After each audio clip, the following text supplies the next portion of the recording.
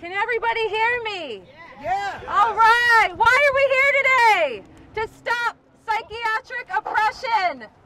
Yes. My name is Leah Harris, and I am a survivor. I am a survivor of psychiatric abuse and trauma. This started with my parents. My parents died largely as a result of terrible psychiatric practice that took them when they were young adults and struggling with experiences they didn't understand. They were labeled with schizophrenia and bipolar disorder. My parents were turned from people with dreams and ambitions into patients, permanent patients who suffered the indignities of forced treatment, electroshock. Please put the mic against your mouth. We can't hear you. Okay, sorry.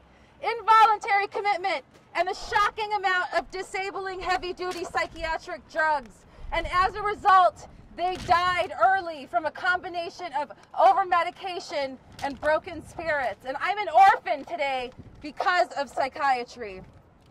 My father would have loved this protest. Before he died, he used to email me links from MindFreedom, and he would call me his darling left-wing daughter. MindFreedom gave him hope and made him smile when he was told that he was nothing more than a mental patient. So be sure that your presence today is giving a lot of people hope who can't be here today. I'm here because I too was almost made into a permanent patient. I entered the mental health system as a girl, traumatized by the painful experiences that I had had with my mother in a hostile world. Thank God I escaped the mental health system at age 18 when I decided I would not be left to rot in a filthy group home eating food that was not suited for dogs. And as hopeless as I was, something inside me said I was deserving of a better future. Psychiatry and the mental health system were not going to give it to me. I would have to find it on my own. Yes, we protest at the APA today, but this is bigger than psychiatry. This is about the way we treat the most deeply suffering people in our society. I give psychiatry a failing grade.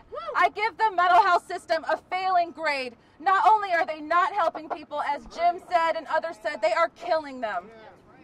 We're here today to remember many people who've fallen due to abuse and neglect. We remember Esmond Green, who Jim mentioned at Kings County Hospital was made to sit so long that she died. In 2001, I wrote a spoken word piece about her, and here's just a little bit of it. You might ask, how could this happen in the good old US of A? Where was the compassion on that fateful July day? If you're a woman of color, labeled mentally ill, poor, powerless, and vulnerable, your life is apparently dispensable. It's criminal, reprehensible. The perpetrators will be held responsible. Esmond Green will never forget you. Not gonna let your death be in vain. We the people gonna make sure this never happens to anyone again. We the people gonna get up, stand up for our rights. Walk good, Sister Esmond, and we'll keep up the fight. We the people are here. Woo! Standing up for our rights. We survived, and we must celebrate that in the midst of the grief and the rage for all who've lost their lives and their dreams. You are the people who gave me a better future. You're the people I found when I was told that I was all alone. The ex-patients, the labeled, the discarded, the forgotten. Some of us made it out. You shared your stories before me, and I saw the patterns so clearly. The patterns of oppression, but also the patterns of liberation, of defying the prognoses, of defying the negative stereotypes that society and the media puts on us. The psychiatrist said I would turn out like my parents. They were wrong. And you all told me to tell my story, and I've never stopped telling it. Now I fight so that no one need suffer my parents' tragic fate, Esmond Green's tragic fate, and Justina's tragic fate. Sorry, would you mind grabbing this piece? Thank you. Anne Braden was a white woman who became active in the civil rights movement and spent the rest of her life dedicated to anti-racist organizing. She said, as long as people of color can be written off as expendable and therefore acceptable victims of the most extreme iniquities, none of the basic injustices of our society will be addressed. they will only get worse. I think Ann Braden's comment gets to the reason why we're here today. We're here today to bear witness to the expendable people, the quote-unquote expendable people, the people who hear voices, who have visions, excuse me, who live in realities we don't understand, the people who've been traumatized, abused, and then are subjected to further indignity and abuse by mental health systems that are presided by their high priest, the psychiatrists. The harmful practices perpetrated in mental health care are wrong. They're just wrong. Force has no place in mental health care, in any health care. It just doesn't. We are also here today to say no to the federal legislation launched by Mr. Murphy of Pennsylvania called the quote-unquote Helping American Families in Crisis Act. We are here to say you cannot continue to medicalize and pathologize our suffering. You cannot continue to scapegoat us for the larger problems of violence in America. You cannot declare us too sick to deserve human dignity and self-determination over our bodies and our lives. You cannot roll back the rights we have fought so hard for.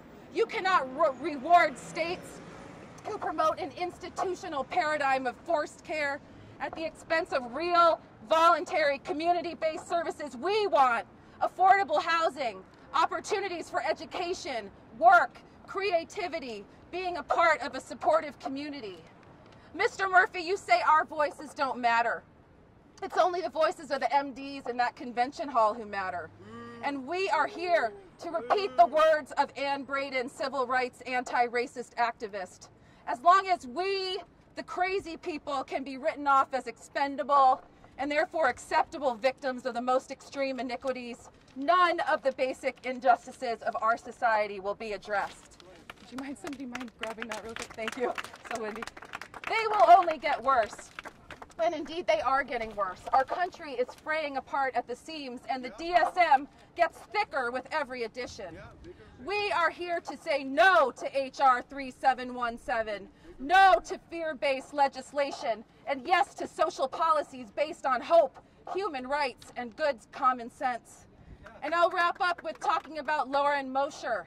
Loren Mosher was one of the good psychiatrists. For those who didn't know him, he was a psychiatrist of conscience.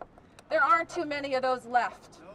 He is no longer with us, but he resigned from the APA in 1999, and he wrote a very powerful letter, which I encourage everyone to read. I just want to share one small part of it in hopes that these words may somehow reach the people in that convention center. He had some recommendations which I want to share. To begin with, let's be honest with ourselves. Stop taking on unholy alliances without the members' permission. Get real about science, politics, and money. Label each for what it is. That is, be honest. Get out of bed with NAMI and the drug companies. APA should align itself, if one believes its rhetoric, with the true consumer groups, that is, the ex-patients and the psychiatric survivors. The revolution in mental health is happening, and we are at the forefront. And we will not stop. You need to get in line or become irrelevant as a discipline. The National Institute of Mental Health director has already said that your approach is basically obsolete. Everyone sees the sham of what you are doing but you. We call on you to wake up, APA. We call on you to admit that you have been wrong on mental health, just like this country had to admit that it had been wrong on race. We need a sort of truth and reconciliation commission like they had in South Africa, Rwanda, and elsewhere. It's time for you, members of the APA, to be honest about pharma's undue influence in the kind of quote-unquote medicine you practice. Be honest about seclusion and restraint, forced hospitalization, electroshock, and forced medication, which have no place in mental health care. They are merely a reflection of your inability to actually help people beyond labeling, drugging, shocking, and locking them up. Whatever you are up to in there is a farce. When such human rights violations are occurring on a regular basis under your care, let's come together as people who've all been victims of a barbaric mental health system and figure out how we can effect change. And until you do, until you join us as equals in the struggle for human rights and social justice, join us to create real community supports that meet the real needs of real people. we will be here speaking out. And we are winning, and we will win. After the revolution, historians and anthropologists will study our time and say how barbaric that these things used to happen in healthcare. The mental health system was so backwards.